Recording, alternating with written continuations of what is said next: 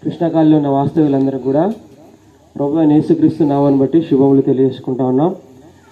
మేము ఈ సాయంత్రం ఈవినింగ్ టైంలో ఇక్కడికి వచ్చి ఎందుకు వచ్చినామంటే దేవుని యొక్క ప్రేమను గురించి చెప్పడానికి.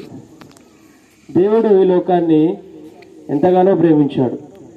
లోకం అంటే మట్టి కాదు, లోకం అంటే మనుషులు అని చెప్పాడు కదా ఒక కవి. ఆ విధంగా లోకంలో ఉన్న మనుషులందరినీ కూడా దేవుడు ప్రేమిస్తూ వచ్చినాడు. ప్రేమించి సృష్టాదులు ఏం చేశాడంటే ఈ సృష్టిలో ఉన్న సమస్తాన్ని కూడా ఆయన ఏం చేశాడంటే నోటి మాటతో చేశాడు. చెట్లు కలుగును కాకంటే చెట్లు వచ్చినాయి, పశువులు కలుగును కాకంటే పశువులు వస్తూ వచ్చినాయి. ఆ రకంగా దేవుడు ప్రతి దాన్ని కూడా ఆయన నోటి మాటతో ఇస్తూ వచ్చినాడు. కానీ ఒక్క మనిషి విషయంలో మాత్రం కొంచెం ఆయన కేర్ తీసుకున్నాడు, కొంచెం శ్రద్ధ చూపాడు. శ్రద్ధ చూపి ఏం చేశాడంటే దేవుడైన యెహోవా ఏం చేశాడంటే ఈ నేల మట్టితోని ఒక బొమ్మలాగా చేసి ఆ సేమ్ మన మనిషి రూపం ఎట్లుంటుందో ఆ రూపం చేసి ఆ ముక్కులోకి దేవుడు ఏం చేశాడంటే జీవవాయువు అంటే ఆ గాలిని వదిలినప్పుడు ఏమైందంటే మనిషి అయితే వచ్చినాడు. ఆ మనిషిని దేవుడు ఎంతగానో ప్రేమించినాడు. ఆ మనిషికి దేవుడు ఆదాము అని పేరు పెడుతూ వచ్చినాడు. అయితే ఆదాము ఒక్కడున్నప్పుడు ఆదాము కూడా సాటి అయిన సహాయం కావాలా. ఒక్కడు ఎలా ఉంటాడని ఒక స్త్రీని ఆదాము పక్కటెముకల నుంచి ఒక స్త్రీని చేస్తూ వచ్చినాడు. ఆమెకు అవ్వ అని పేరు పెడుతూ వచ్చినాడు. కనుక ఈ ఆదాము అవ్వలు కూడా ఈ లోకంలో ఉన్నప్పుడు చాలా సంతోషంగా వాళ్ళు ఉండేవారు.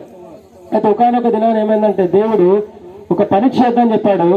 ఆ చేసిన పనిని బట్టి ఏమైందంటే వాళ్ళు ఆ పాపాన్ని పొందుతూ చేయొద్దు అన్న దాన్ని వాళ్ళు చేశారు కనుక అది పాపం అవుతూ వచ్చింది. బైబిల్ ఏం చెప్తుందంటే ఆజ్ఞ అతిక్రమమే పాపము. ఇచ్చిన మాట మనం వినకపోతే అది పాపం. అది ఎక్కడైనా సరే పెద్దవాళ్ళు కూడా చిన్నవాళ్ళకి ఏదైనా మాట చెప్తే మాట వినకపోతే మనకు కోపం వస్తుంది. అట్లా ఆ విధంగా దేవుడు ఏం చేశాడంటే ఆ విధంగా ఆ ఆదాముకు అవ్వలకి ఏమైందంటే పాపం అవుతూ వచ్చింది. వాళ్ళు పాపం చేస్తూ వచ్చారు.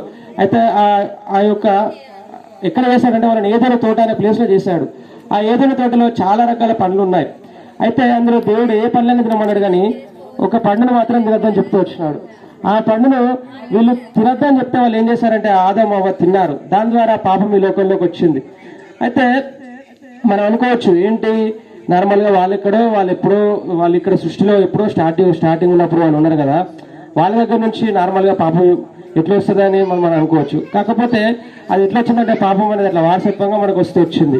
మరి దేవుడు ఆలోచిస్తూ వచ్చినాడు, అరే మనుషులందరూ కూడా ఈ విధంగా పాపంలో పడిపోతున్నారే, పాపం ద్వారా వచ్చే జీతం ఏంటంటే మరణం అంటే అది నరకం. కనుక ఆ పాపాలు పోవాలా, ఆ పాపాలు కడగబడాలా, ఆ నరకానికి వాళ్ళు వెళ్ళొద్దు అని దేవుడు సంకల్పిస్తూ వచ్చినాడు. మరి ఆ పాపాలు పోవాలంటే ఏం కావాలా అంటే రక్తము కావాలా. ఆ రక్తం ఎవరిది కావాలా? మళ్ళా పాపం చేసిన వాళ్ళ రక్తం అయితే పనిచేయదు. అది ఎవరైతే సృష్టిని చేశారో, ఎవరైతే ఈ ప్రపంచాన్ని చేశారో అతని రక్తమే కావాలా. సృష్టిని చేసింది ఆయన ఏం చేశాడంటే ఇప్పుడు రక్తం ఎవరికి వస్తుంది? నార్మల్గా శరీరానికి వస్తుంది. నార్మల్గా ఈ జీవులకు లేకపోతే ప్రాణులకు రక్తం వస్తుంది. కనుక ఇప్పుడు దేవుడు ఏం చేశాడంటే రక్తంతోనే పాపం పోతుంది కనుక ఆ దేవుడు ఏం చేశాడంటే మనలాంటి మానవుడిగా తగ్గించుకొని ఈ లోకానికి వస్తూ వచ్చినాడు. రావడం మాత్రమే కాదు కానీ మనం పడ్డ బాధలన్నీ కూడా ఆకలి బాధ, లేకపోతే ఆకలి దప్పులు, లేకపోతే మనకు వచ్చే బాధలన్నీ కూడా లేకపోతే మనం పడే యావత్ బాధలు కూడా ఆయన పడుతూ వచ్చినాడు. పడ్డాడు చివరికి ఏమైందంటే ఆయనకు అన్యాయపు తీర్పు తీర్చినాడు. ఆయన తప్పు చేయకుండా తప్పు చేశాడని అన్యాయంగా ఆయనకు శిక్ష ఆయనకు వేస్తూ వచ్చినారు. ఆయన కానీ శిక్షణ ప్రేమతో స్వీకరించాడు.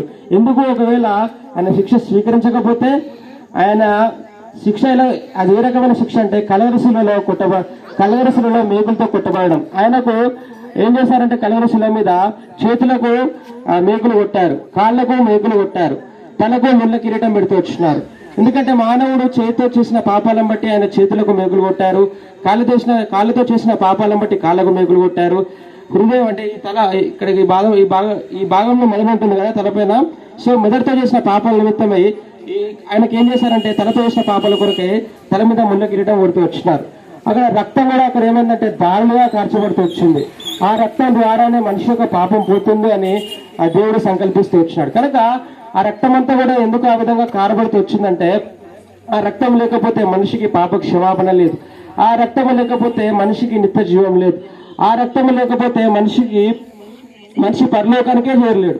కనుక అందు నిమిత్తమే దేవుడు ఆ రక్తాన్ని గారుస్తూ వచ్చినాడు. కనుక ఎవరైతే మరి ఈ ఈవినింగ్ టైంలో ఎవరైతే నిజంగా దేవుడు నా కోసము ఈ రకంగా చేశాడు, నన్ను చేశాడు, నా కోసం లోకానికి వచ్చాడు, నా కోసం రక్తం కార్చాడు, కనుక ఆ రక్తంతో నా పాపాలు కడుగు ప్రభు అంటే ప్రభు వెంటనే ఆయన రక్తంతో నీ పాపాన్ని కడిగి మన హృదయాన్ని ఆయన శుద్ధి చేసేవాడుగా కనబడతాడు. కాబట్టి మన ప్రభు యేసునందు విశ్వాసం ఉంచితే అప్పుడు మనము మన కుటుంబం కూడా గొప్ప రక్షణ. ఎక్కడి నుంచి రక్షణ?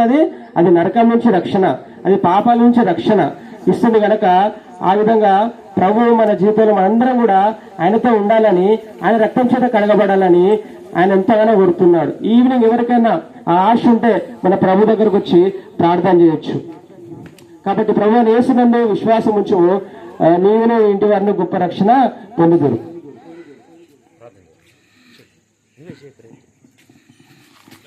పరిశుద్ధమైన తండ్రి, ప్రేమ నమ్మకం గల పరలోకపు తండ్రి, జీవంగల దేవా, జీవాధిపతి, ఈ పాదలకు వందనాలు, స్తుతులు, స్తోత్రాలు. ముఖ్యంగా నేను ప్రభా సువార్తలు కృష్ణకాల ప్రభుత్వం ఉన్నందుకు వందనాలు, స్తుతులు, స్తోత్రాలు. ఈ మైకు ప్రభు మరి ఎక్కడ దాకా ఈ మైకు యంత్రాంగం ద్వారా, ఈ యంత్రం ద్వారా ఎక్కడ దాకా ప్రభు శబ్దమైతే పోయిందో ప్రభు ఎవరైతే ప్రభు విన్నారో వాళ్ళ హృదయాల్లో మీరే తగిన సమయంలోనైనా ప్రభు దర్శించి ప్రభు మీ చిత్తమైతే ప్రభు మరి తగిన కార్యాన్ని ప్రభు వాళ్ళ జీవితాల్లో ప్రభు చేయవలసిందిగా వేడుకుంటూ ఈ కాలిని దీవించి ఆశీర్వదించి ప్రభావ వీళ్ళకు నక్రతలు అవసరతలు ఫిలిపి 4:19 ప్రకారం తీర్చవలసిందే వేడుకుంటూ ముందు వెళ్తుండగా ప్రభావ మీ యొక్క సహాయాన్ని కోరుకుంటూ యేసుక్రీస్తు ప్రభు యొక్క నామమున ప్రార్థించి అవి వేడుకుంటున్నాం పరలోకపు తండ్రి. ఆమేన్.